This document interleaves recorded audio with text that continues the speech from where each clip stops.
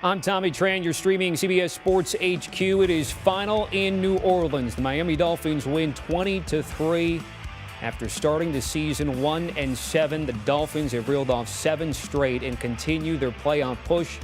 On the other side for New Orleans and head coach Sean Payton having to go with the rookie NFL debut for Ian Book. No Trevor Siemian, no Taysom Hill due to health and safety protocols. Despite the loss, the Saints still in the mix. But again, this game went under the total of 37.5, which was the lowest we've seen in the betting market this year.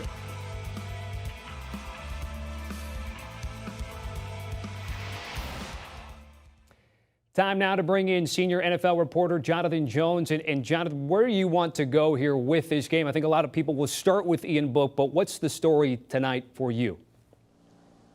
Yeah, well, I mean, for me, and we're going to get to Ian Book, for me, it's the Miami Dolphins who started 1-7, who are now 8-7, who are now in the playoffs. If the season ended today, which it doesn't, it'd be a little weird if it did in a season. They just added another game. They're going to end with 15. But at 8-7, the Dolphins are right in position to become the first team to begin 1-7 and still make the playoffs. Now, they have the Titans, they have the Patriots coming up, and those are not going to be pushovers, of course. In fact, I don't think the Dolphins are going to be favored in either one of those. But you have a Dolphins team that's being led right now by its defense. And yes, they were able to get after Ian Book pretty effectively and stop the downfield throw. That's what they've been able to do a lot, really, since Week 9. You do have to consider the opponents that they face. They beat a Baltimore Ravens team when Lamar Jackson was having a dip in play.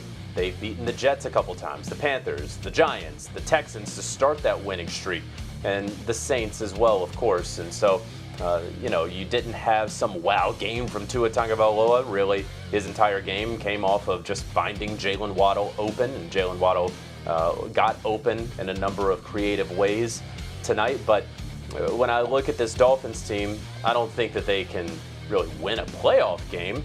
But kudos to them, of course, from whatever the schedule-making gods offered them at 1-7, that they could get the Texans. The Ravens were never going to be an easy game, but that the schedule has set up for them to go on this run. And, then they have to go on the run. That's what they're doing right now. You face who's in front of you, and whether it's a Saints team that's missing 20 of its guys and elevating 15 practice squad players and playing their 4th string quarterback, that's who you play and that's who you beat.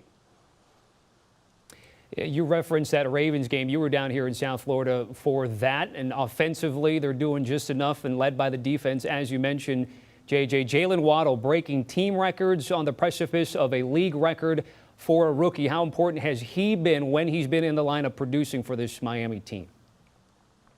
Yeah, it's been huge, and that's the reason that the Dolphins got him in the draft. They needed a reliable target, a guy that they could get out in the open space, in the open field, and do things with him. We saw right there, sort of sweeping across. That's a fantastic 2-point conversion play, really, that went for a touchdown there.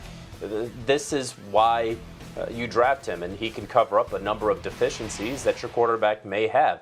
Now, is he going to be the guy who can catch the 65-yard throw down the field? He is going to be that guy. You don't have a quarterback who can really make that throw. We know that Tua's arm strength isn't really there, and so you have to be able to get him the ball in any number of ways. That's what they did tonight, especially for a team with a very, very bad offensive line. This is a very bad Miami Dolphins offensive line. It is a disqualifying Miami Dolphins offensive line. They are not going to be able to win playoff games in large part because that offensive line isn't going to get any better this season. And they're going to have to, Chris Greer, the general manager, is going to have to focus on that this offseason. Of course, he knows that, but Tua Tagovailoa has found success getting the football out of his hands quickly. But really, that's just sort of a natural sort of survival thing that Tua and the Dolphins have decided on. We want to stay alive. Well, we can't hold the football longer than 2.4 seconds.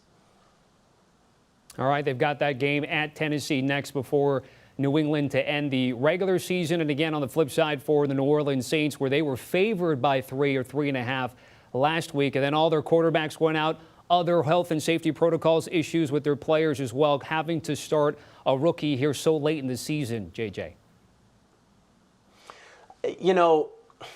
because they had Ian Book, who was on the team for the entire year. Of course, the New Orleans Saints drafted him in the 4th round, and he had been there since training camp. I get why this game was not postponed. It was also the last game of of this week, and they didn't want to have to postpone it. If you're the New Orleans Saints and you're getting ready for this game and you can't get any of your guys activated before the game, and you're hoping that you'll get a few of them right before kickoff, and then you see that the CDC just changed its guidelines, and the NFL and the NFL Players Association are going to be working in consultation with those revised guidelines to figure out what they're going to put forward with their own COVID protocols. And it's sort of ever evolving and ever changing. And you just sort of wish, gosh, wish we would have gotten this news a couple of days ago, and maybe things could have been adjusted, or wish this game were happening next week, or I wish we just didn't have to play this game. I've been in favor, Tommy, of playing these games certainly in a post-vaccine state, and I think what we're seeing right now with the more easily transmissible virus is that the old protocols can't be applied to what we're dealing with right now. I think that this was about as close as you're going to get to a health and safety risk out there in an NFL game as it concerns just not having the proper amount of guys who can actually play football at this level with this sort of notice, with no practice. It was an issue. And if they had to play a quarterback, the Saints had to play a quarterback who hadn't been there for a couple of months. This is what Ian Book looked like. He'd been there the whole time. And I'm not going to shovel dirt on Ian Book because the guy, he was getting knocked around and he was hopping right back up, and he didn't show it with his facial expressions. He didn't show it with his body language. He was out there taking his licks, knowing exactly how this game was going, his first start in the NFL, and he didn't complain one time verbally or otherwise. But this isn't what the NFL wants to put out there. This is not the model of safety and health. And the game had to go on because at this point, it's week 16. Now we're rolling into week 17, and it had to go on. But this was, I think, as close to the sort of game that you don't want to have if you're the league, a health and safety risk where there are just too many Joes who are out there playing this game who have no business being in that game. All right, with the loss, New Orleans drops to 7-8 with 2 more games to go in the regular season. Thank you, JJ. Do you want a sports network that delivers everything that matters about the game? The highlights, the picks, the instant analysis, no yelling, no fake debates, no politics. Hit the subscribe button and never miss a moment.